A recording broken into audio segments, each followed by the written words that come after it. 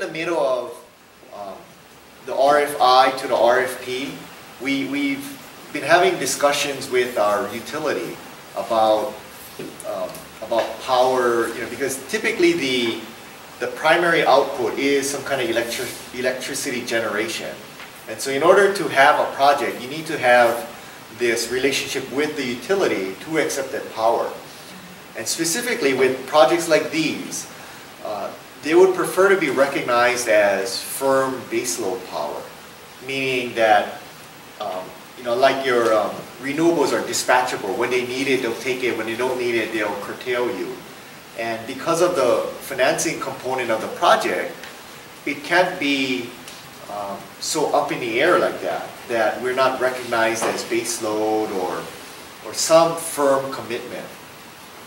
And what's happened in the landscape of renewable energy on Maui is we have quite a bit of PV power, we have quite a bit of wind power. So wind, we have on the order of 73.2 megawatts of wind, which is a lot. And then, I don't know, it's like 40 or so megawatts of PV.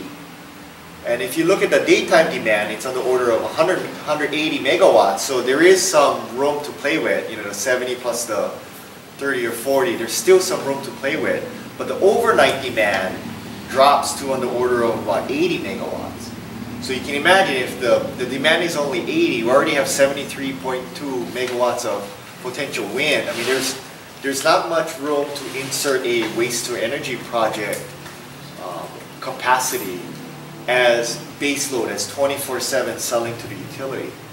So in light of the situation we had on Maui, where we likely would not be recognized as baseload power unless we really kind of force the issue with the Public Utilities Commission and really, wouldn't work so collaboratively with the utility and others, we decided to kind of change direction a little and say, okay, maybe electricity is not necessarily the best output from our project.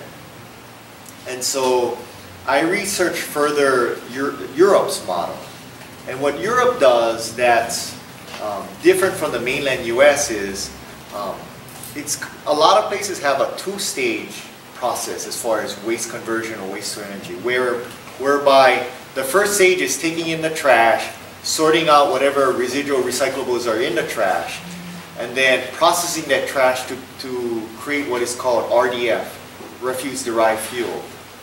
And so that RDF, they can make into different grades for, depending on what level of combustibility the downstream client wants.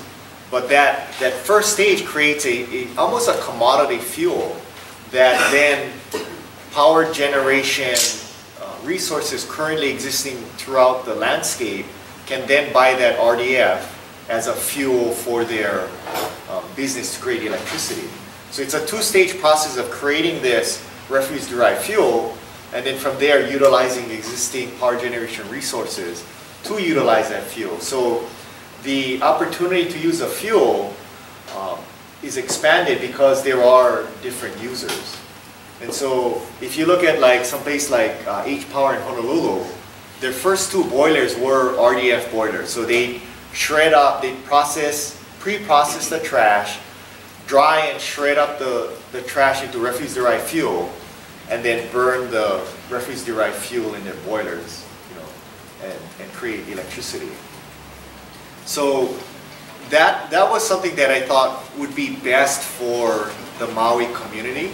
So we left it kind of open-ended in our RFP to say, while we're not saying we wouldn't take a electric output scenario, in light of the condition that we cannot get baseload power in all likelihood, you need to show us how it's going to be viable in light of the major revenue source in the back end is so uncertain. And so, as you can imagine, we had a number of typical waste to energy providers saying, oh, we'll just force the utility to accept the power, and we'll just ram it down their throats. And then we had others that kind of took our suggestion of, we have these constraints, there are potential power generation resources currently either on island or throughout the state, and the RDF has a possibility of replacing existing imported fossil fuels such as coal or something that's already being imported and has a carbon footprint, and yet we can replace that with something that was generated on island. And so